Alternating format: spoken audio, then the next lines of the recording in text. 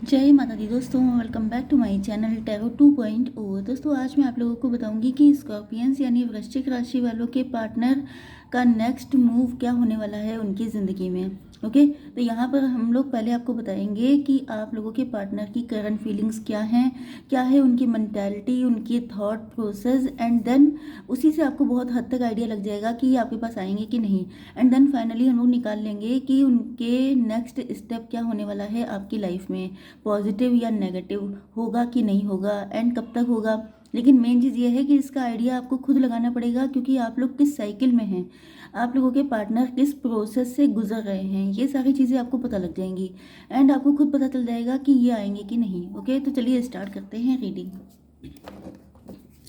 Universe please मुझे बताइए कि मेरे व्यूअर्स के पार्टनर, स्कॉर्पियंस के पार्टनर की करंट फीलिंग्स क्या हैं।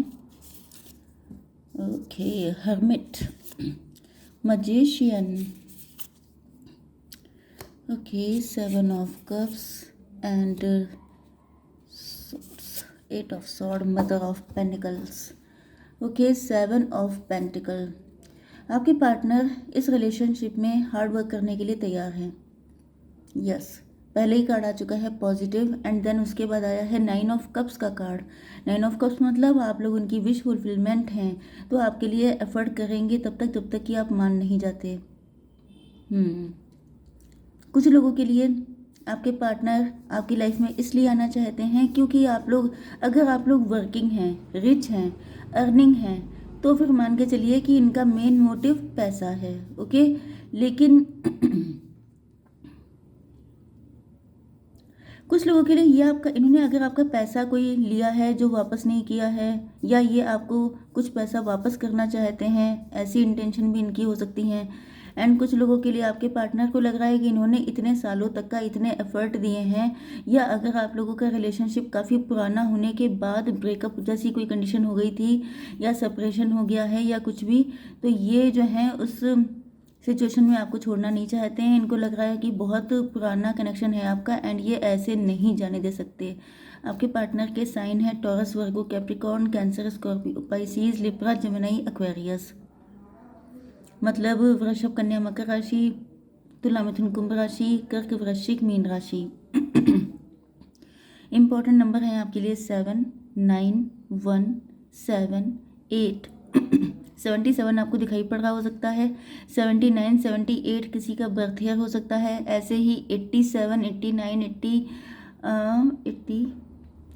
81, एंड इसी तरीके से 97, 98, 91, इस तरीके से। ओके, तो बाकी ये नंबर, ये मंथ आपके लिए इम्पोर्टेंट हो सकते हैं जो मैंने आपको बताए। चलिए, तो पहली चीज़ तो ये है कि इस वक्त आप लोग मदर ऑफ पेंटिकल्स बन गए हैं। मतलब आप लोग सिंगल पेरेंट हो सकते हैं, या अगर आप लोग मैच्योर एज में हो सकते हैं, अभी आपकी शादी नहीं हुई है, तो भी आपके पार्टनर को लगता है कि आपके साथ अगर ये मैरिज करते हैं तो आप फैमिली को भी लेके बहुत अच्छे से चलेंगे, एंड आप फाइनेंसेस को भी बहुत अच्छे से मैनेज कर सकते हैं। मतलब आप इनके लिए ओवरऑल सपोर्टिव रहने वाले हैं, क्योंकि आप लोग वर्किंग भी हैं, एंड आपके अंदर मैनेजमेंट बहुत अच्छा है। फैमिली के साथ आप बहुत ज़्यादा इमोशनली कनेक्ट रहते हैं, एंड आप लोग अपने फाइनेंसेस में बहुत ज़्यादा माइंडेड होकर के चलते हैं। तो इनको लग रहा है कि आप काफ़ी अच्छा कर लेंगे। एंड कुछ लोगों के लिए आपके पार्टनर को ये भी फील हो रहा है कि जैसे आप बाकी लोगों से अलग हटकर हैं। मतलब कि लोग होते हैं कि अगर वो अर्निंग है या उनके अंदर बहुत टैलेंट है, मल्टीटास्किंग है, तो वो इरिटेटिव नेचर के हो जाते हैं, बहुत ज़्यादा शो ऑफ करने लगते हैं, बहुत ज़्यादा। मतलब यहाँ पर ये जो कार्ड आया है, इसको देख के आप समझ जाइए कि यहाँ पे चांद और सूरज है। मतलब कि अच्छे और बुरे दिन। मतलब जब इनको लगता है कि आप एक ऐसे इंसान हैं जो चाहे जैसे इनका टाइम चल रहा हो, मतलब या तो आपने हर अच्छे बुरे वक्त में इनका साथ दिया है, स्पेशली अगर आप लोग हस्बैंड वाइफ हैं तो।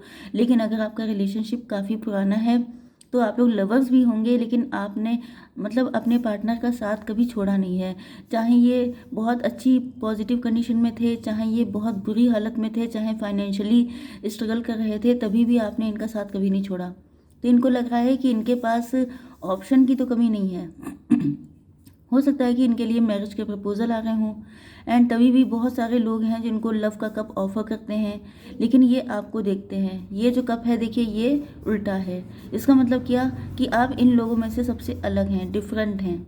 ओके, आप ऐसे नहीं हैं जो सिर्फ अच्छे वक्त में साथ दें, क्योंकि आजकल ज़्यादातर लोग ऐसे होते हैं कि अगर आप रिच हैं, वेल्दी हैं, सक्सेसफुल हैं, तो फिर हर कोई आपसे जुड़ना चाहेगा। ये एक नेचुरल रूल है सोसाइटी का कि चमकते हुए सूरज को सब सलाम करते हैं। लेकिन आप ऐसे हैं जो आप चांदनी रात में भी थैंकफुल होते हैं, मतलब कि आप इंसान का साथ नहीं छोड़ते हैं, आपका लव अनकंडीशनल है। तो ये इस तरीके से सोच रहे हैं। पहले ये मजिशियन हो सकते हैं।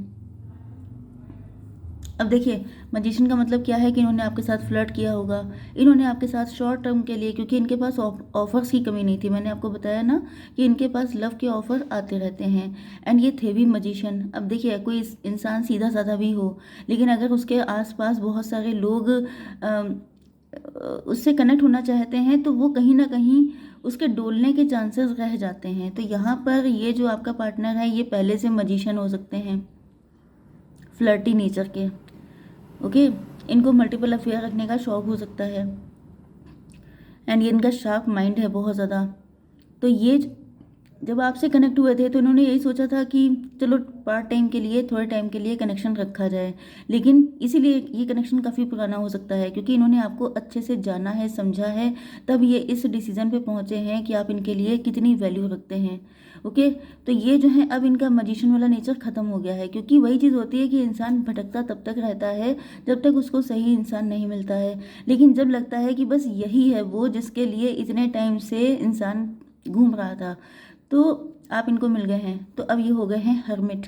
हर्मिट का मतलब ये है कि इनके अंदर जो है एक अलग ही टाइप की नॉलेज डेवलप हो गई है। इनको लग रहा है कि यही सच्चा प्यार है, यही सब कुछ है, यही इनका वर्ल्ड है। तो ये बहुत ज़्यादा इंट्रोस्पेक्शन कर रहे हैं। एंड ये अपने अंदर के माइनस पॉइंट, मतलब कि ये लोगों पे क्यों फ्लैट हो जाते हैं, क्यों फिसल जाते हैं, क्यों आप नहीं फिसलते हैं, क्यों आप इतने स्टेबल रहते हैं, कैसे आप अपनी ज़िंदगी को मेंटेन करके चलते हैं, क्यों आपके अंदर घमंड नहीं आता है। क्योंकि हो सकता है जब इनका अच्छा टाइम था तो ये बहुत प्राउड थे, बहुत ज़्यादा इनके मतलब दिमाग हाई फाई हो गए थे। तो कुल मिलाकर ये काफ़ी ज़्यादा इंट्रोस्पेक्शन कर रहे हैं। एंड इनको ये भी लगता है कि ये कनेक्शन थोड़ा सा कॉम्प्लिकेटेड हो सकता है, स्पेशली अगर आप डिवोर्सी हैं एंड आपके पार्टनर सिंगल हैं, या फिर दोनों लोग एक्स्ट्रा मैरिटल अफेयर में हैं। यस, एंड अगर कुछ भी नहीं है लेकिन ये कंडीशन कॉम्प्लिकेटेड है। ओके, क्योंकि यहाँ पे ये जो कार्ड आ चुका है 8 ऑफ सॉर्ड का, मतलब आप समझ सकते हैं कि ये प्यूपा है एंड इसके आसपास इतनी सारी सॉर्ड हैं। अगर ये गिरा तो ये ख़त्म। ओके, इसको डेवलप होने का टाइम भी नहीं मिलेगा। तो इस तरह की कंडीशन हो सकती है कि society rules regulation and norms के अगेंस्ट हो सकता है आपका रिलेशनशिप, जिसकी वजह से आपके पार्टनर को लग तो रहा है कि बहुत मुश्किल है, लेकिन ये मत भूलिए कि ये मजिशियन ही हैं। ओके, हर्मिट मोड में आ गए हैं, लेकिन जो इंसान का रूट नेचर होता है वो कभी चेंज नहीं होता है। शार्प माइंडेड हैं, बातों को घुमाना आता है, चीज़ों को अपने अकॉर्डिंग मोल्ड करना आता है।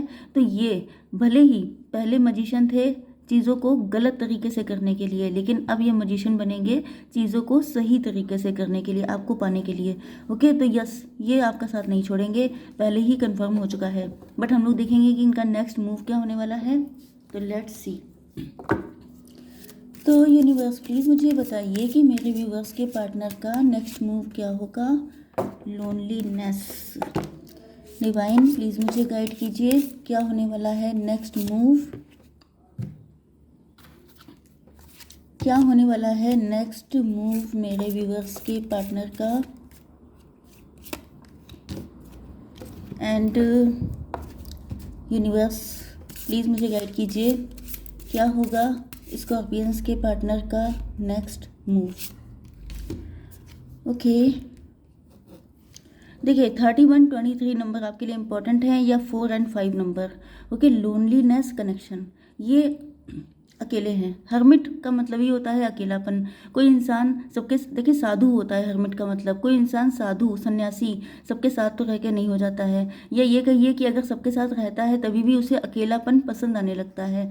तो ये अकेले हो गए हैं, मतलब इनको अब ऐसे लोगों का साथ नहीं चाहिए। जैसे इनके पास आसपास हमेशा ऐसे फ्रेंड रहते थे जो कहते थे कि अरे ठीक है मल्टीपल अफेयर रखो, कभी इसके साथ कभी उसके साथ, ये सब टशन होता है, ये सब स्टाइल होती है, तो ये सब इनको सिखाया जाता था।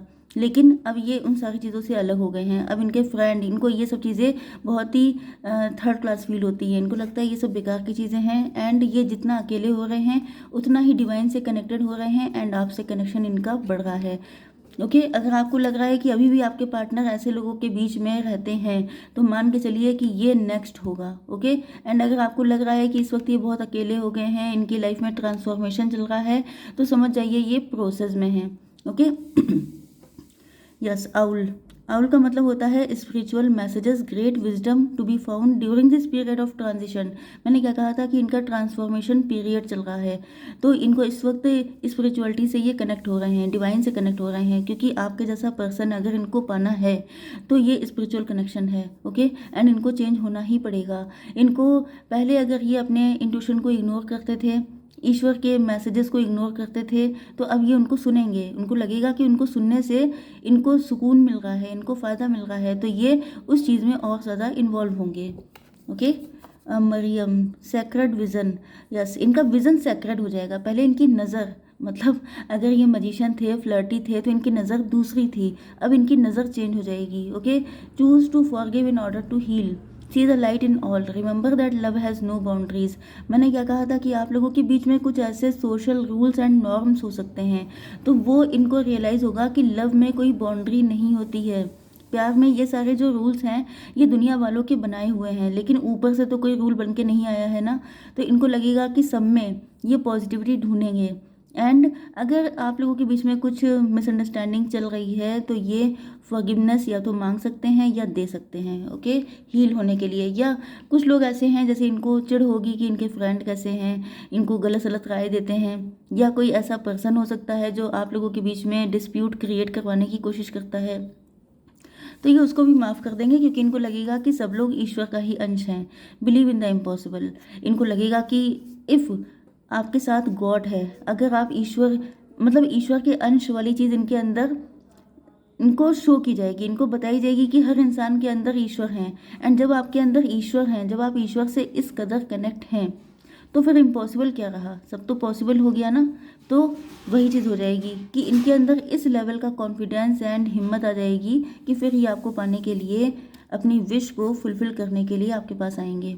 ओके, तो आएंगे तो हैं ही आपके पास, लेकिन ये प्रोसेस पूरा होने के बाद, तब तक आपको पेशेंस रखनी पड़ेगी।